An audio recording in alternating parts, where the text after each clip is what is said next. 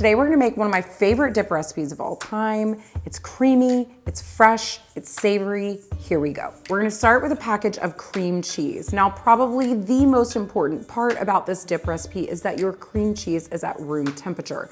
If your cream cheese is not at room temperature, it will not blend well with the other ingredients. To bring cream cheese to room temperature, just plop it on a microwave-safe plate and put it in there for 20 seconds. After the 20 seconds is up, you're gonna give it a little poke test. If you can easily indent it with your finger, your cream cheese is ready to go. If not, pop it in there for about 10 more seconds. Now you're gonna add that room temperature cream cheese to a large bowl along with a half cup of sour cream, a quarter cup of mayonnaise, 1 tablespoon of freshly squeezed lemon juice, 1 teaspoon of kosher salt, and a half teaspoon of black pepper. Grab your handheld mixer and just mix those ingredients together on medium speed until they're looking smooth and well blended.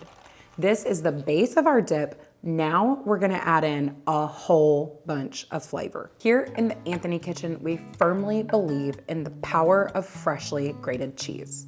However, Parmesan is kind of a pain in the butt to grate. So here's your hall pass. If you want to use store-bought Parmesan, that's totally fine. Just make sure that you get it from the deli section of your grocery store and you're using the really good quality refrigerated Parmesan and not the stuff that's stored at room temperature that you shake out of a green bottle. No shade. Now, if you have a food processor, this is an excellent tool for grating Parmesan.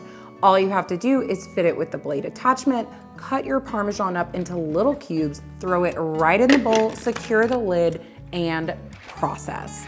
Your food processor can grate an entire block of Parmesan cheese in less than a minute. And if you're looking for some more cool ways to put your food processor to use, be sure that you check out our food processor recipes playlist here.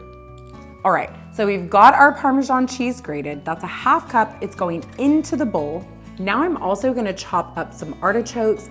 These are marinated artichokes from a jar that have been drained. I'll add those artichokes to the bowl, and now we're gonna move it on to the jalapeno.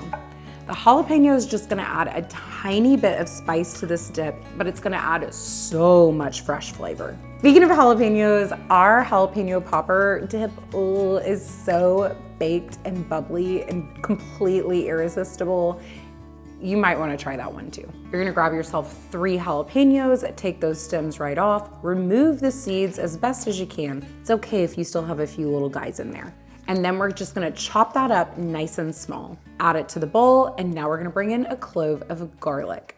Again, this is a flavor heavy hitter. Just give that a good mince, add it to the bowl. Now we're gonna come in with our handheld mixer just one more time, and we're gonna mix that on medium-low speed just until all of these ingredients have come together. So that's your dip. You can serve it with tortilla chips, you can serve it with your favorite cracker, you could serve it with some toasted bread slices, you could eat it with a spoon. It's really just that good. This is a dip recipe absolutely everybody loves. It is one of the first things to go anytime I'm hosting a party. If you're looking for more stellar dip recipes, be sure you check out our dip recipes playlist at the end of this video.